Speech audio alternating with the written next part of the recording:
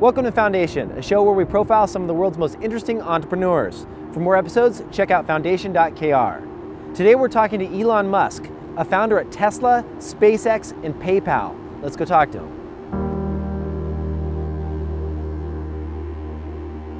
So let's start at the beginning. Where'd you grow up? I was born in South Africa, lived there until I was 17, and then moved by myself. Should I give you the whole story? Or? Yeah, I'd love to hear the very beginning. Sure. So I was born in Pretoria, South Africa. Lived in Johannesburg and Durban as well.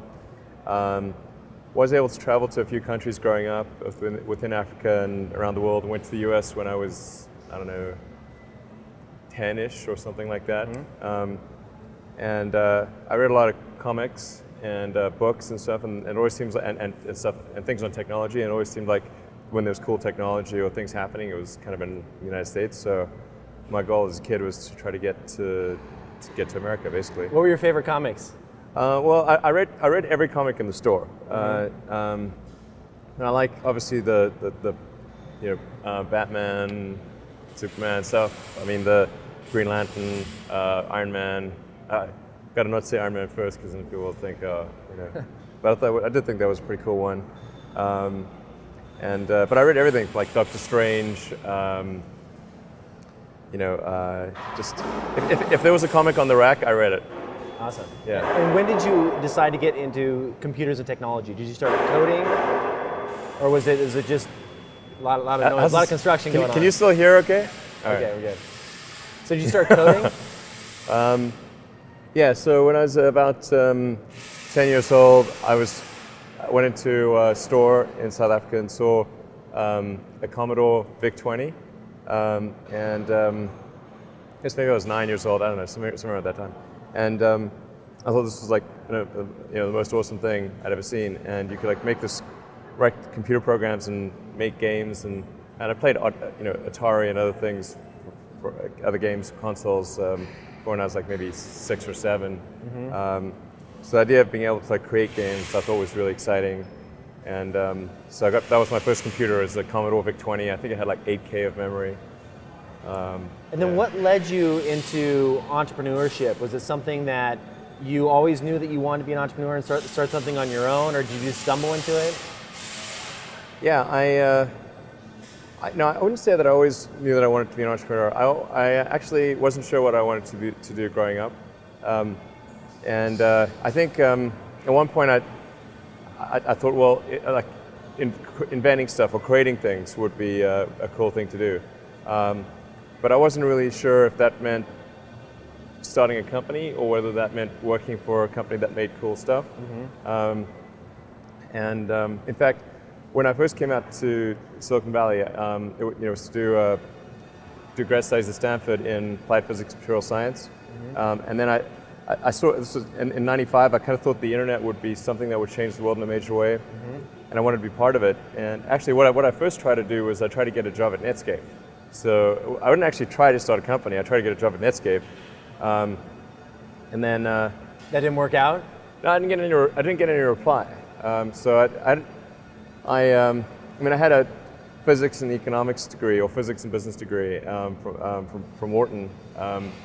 And I was doing grad studies in applied physics and material science, and I guess that, I didn't have a computer science degree or several years working at a software company. So for whatever reason, I didn't get a reply from Netscape, and I actually tried hanging out in the lobby, but I was too shy to talk to anyone, so I was just standing in the lobby, and then I just walked in. Did you have your resume with you, or was it? Yeah, actually, it was pretty embarrassing. I was just sort of standing there, trying to see if there's someone I could talk to, and then I just couldn't. I was too scared to talk to anyone, so then I left. Amazing. So then you went on to do what from that point? So then I was just writing software that summer, and it got to the start of the quarter for Stanford, and I had to make a decision. So I decided to go on deferment. So I figure if I start a company and it doesn't work, then I can always go back to grad school. Sure. It's just, so I talked to the chairman of the department, and he let me go on deferment. And I said I'll probably be back in 6 months. And he said he's probably never going to hear from me again, and he was correct. I've never spoken to him since. So started a company with my brother and a friend of mine, Greg Curry, and the three of us created Zip2, which where the initial idea was to create software that could help bring the media companies online. So we helped, in a small way, bring companies like like New York Times, Hearst, Knight Ridder, and so forth, bring them online. Because they weren't actually always online. People don't realize that. Were you the CEO at the time, or did you give that role to someone else? Yeah, I started off being the CEO. So I was CEO for probably the first year, and then. But after we got VC funding, the venture capitalists wanted to hire a professional CEO. Was that frustrating, or were you like, this is over my head, I'm ready to give up this role to someone else? At the time, I thought it was a good idea because I didn't really know what I was doing, and I figured they would hire someone who would be really good, and that person would increase the chances of success of the company, and so that seemed like a good thing, and then I could work on software and kind of product direction, and that's what I like doing. So that seemed like a great thing. Now, in retrospect, I think that wasn't the best thing because the person that was hired, in my opinion, was actually not that great. So I think, I think quite frankly, the company succeeded in spite of that person, not because of him. Starting a company for the first time is very challenging for a lot of people. They don't even know where to begin. You must have run into a lot of, we all made mistakes in starting our first company as far as hiring, like you said, the people you bring in, like the CEO that replaced you. Did you surround yourself with mentors? Who did you look to for advice? I read a lot of books and talked to lots of people. I didn't have any one person who was a mentor, but I always look for feedback from people around me and feedback from an historical context, which is books basically. So that's any book stand out as something that was like something that you really relied upon, or were they just general business books, or? I didn't read actually very many general business books, but I liked biographies and autobiographies. I think those are pretty helpful. So I like, and actually a lot of them aren't really business, although like something like Franklin's, both his autobiography and say the biography that's recently been written by well, not that recently, but in, I guess 5 or 10 years ago when it was written, the biography by Isaacson on Franklin is really good. And you can sort of see how he kind of, because he was an entrepreneur. He sort of started from nothing, actually just like a runaway kid basically, and created his printing business, and just sort of how he went about doing that, and then over time he also did science and politics. So that, I would say certainly he's one of the people I most admire. Like Franklin's pretty awesome, but then I think it's also worth reading books on scientists and engineers. Tesla, obviously. Did you hear about that Tesla museum that they're having built now? Yeah, I actually contributed some funding to save the land. Oh, that's great. Yeah. Awesome. Yeah. That was a very cool thing that Oatmeal did. Yeah, I thought it was pretty cool. I like the way that they put it too. It's like, let's have a goddamn Tesla museum. Yeah, that's awesome. So fast forward a little bit, you obviously did PayPal. That was very successful. And then at some point in time, you're like, I'm going to do something crazy, something that's never been done before with Tesla and the space-related stuff that you're into. Yeah. I mean, why take on such huge, very ambitious type projects? I mean, did you ever have a feeling like this might not work? Oh yeah, absolutely. Well, so this kind of goes back to college where I was trying to figure out what are the things that would most affect the future of humanity, and the things that I thought would most affect the future would be the internet, sustainable energy, which is both production and consumption, and so effectively solar cities like production, Tesla's consumption in a sustainable way, and then also space exploration and specifically making life multiplanetary. Now, I didn't expect at the time to be involved in all of those areas, but those are just the areas that I thought would most affect the future, and as it turned out, I've been fortunate enough to be involved in those areas. But that's the thread that connects them. It's like, it's kind of my best guess at what would most likely affect the future in the biggest way.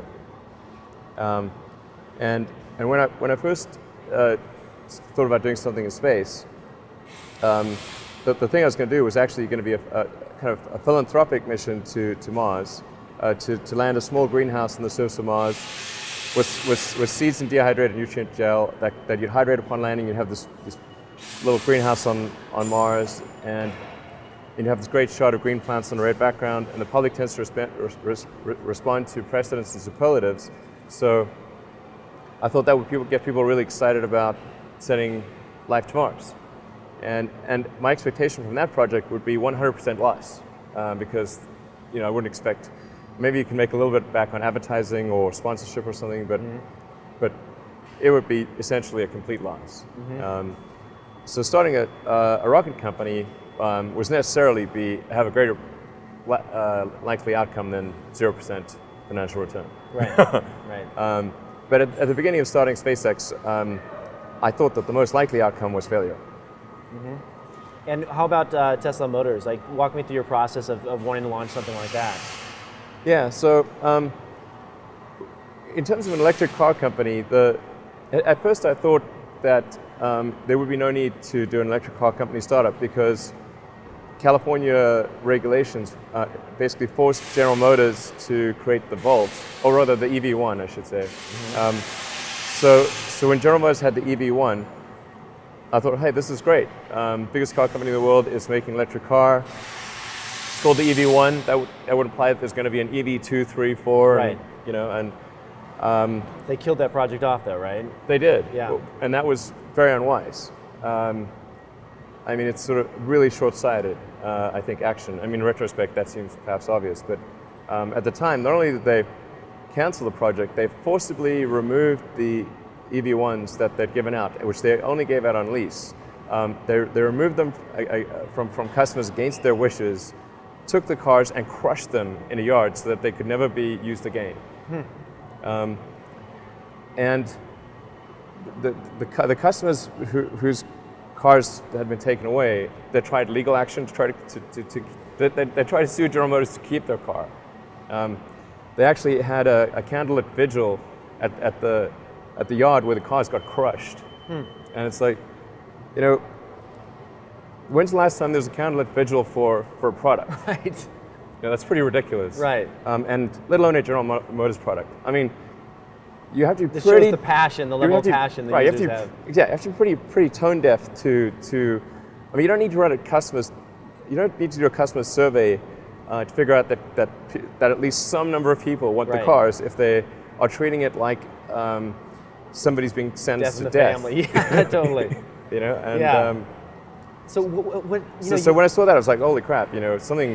This is not going to happen. And so that there really needs to be a new car company that comes in and shows that it can be done. And the key thing that needed to be done was to show that you can make an electric car that was good looking, high performance, long range, and that if you made such a car, that people would buy it, that they didn't have some fundamental affinity for gasoline. So that's... Where do you get started? You have the capital to obviously put into something, a new venture, but you're sitting there and you're like, okay, I want to do this. Like, who do you surround yourself with? Well, my initial thought was that I did not want to create an electric car company and run it myself, because I was running SpaceX, and the idea of running two companies, that's a lot of work. It's just like, imagine if somebody had two pretty demanding jobs, and then or you had one really demanding job, now you got to do two of them. Right. It's, it kind of takes the fun away, and it makes it pretty arduous. Yeah, the social life goes away, or something else. So something's got to give. Yeah. My initial thought was, okay, I'll hire some people and work with a team, and I'll just sort of work on the product design and sort of maybe the overall strategy or something. But I'll leave the day-to-day operations to a CEO that I'd hire. So unfortunately, that didn't work out. I actually tried hiring a couple of CEOs, and I guess, I don't know, I couldn't find the right person. And so then it came to 2008. I was kind of co-CEO from 2007, 2008, while trying to bring up, some other people up to speed.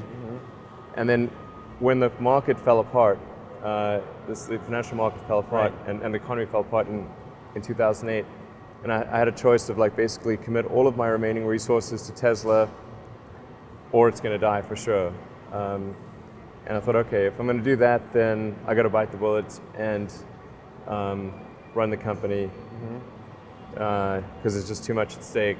If you've got all your chips on the table, you got to play the hand yourself. Yeah. Why do other car companies just really suck? Like, a lot of their designs are horrible. It seems like they're not really listening to consumers. There's no you're the first. They just seem obviously bad. I mean, they seem obviously bad. You look at them, and you're the first company I feel has that kind of Apple-esque design aesthetic. Why do other car companies just make horrible looking cars?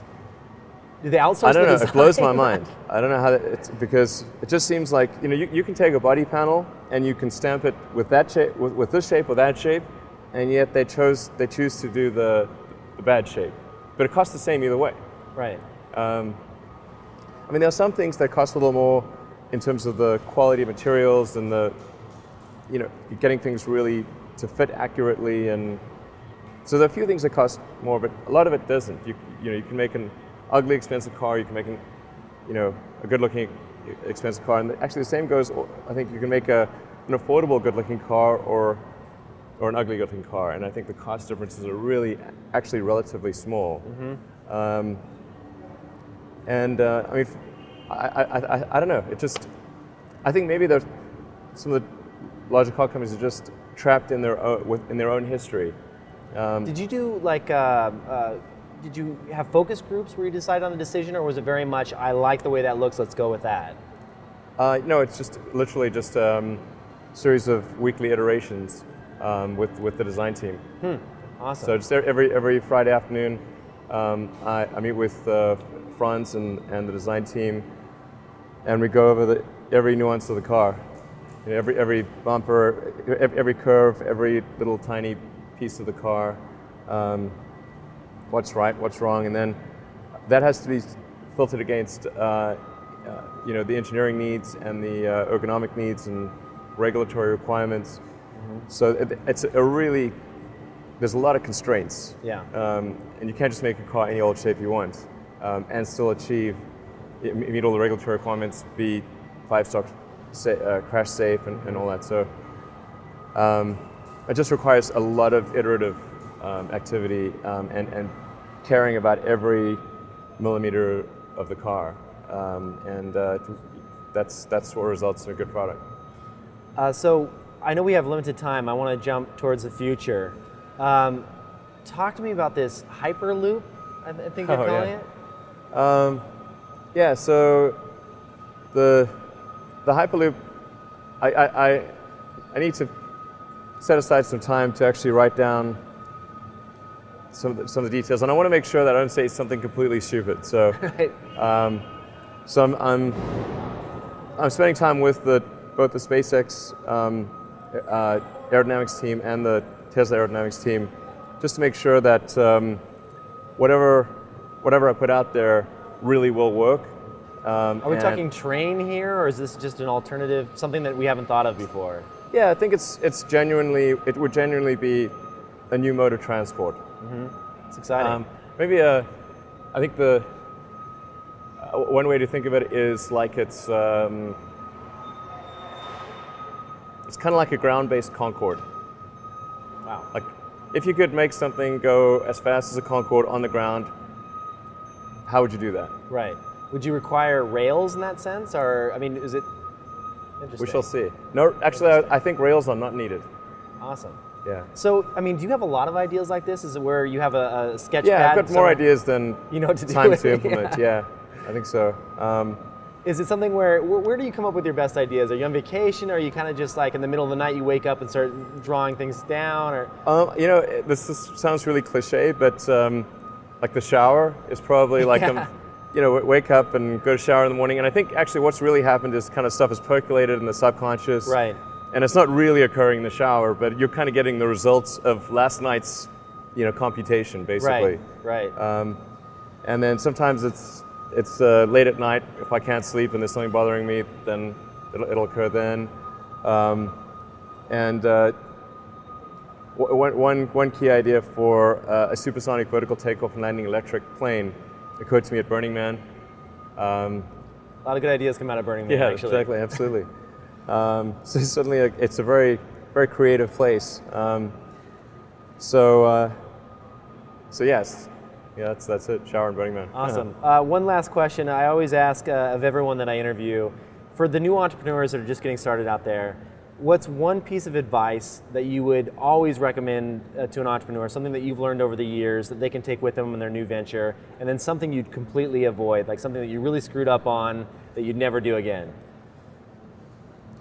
Okay, sure. So I think in terms of advice, I think it's very important to seek out, to actively seek out and listen very carefully to negative feedback.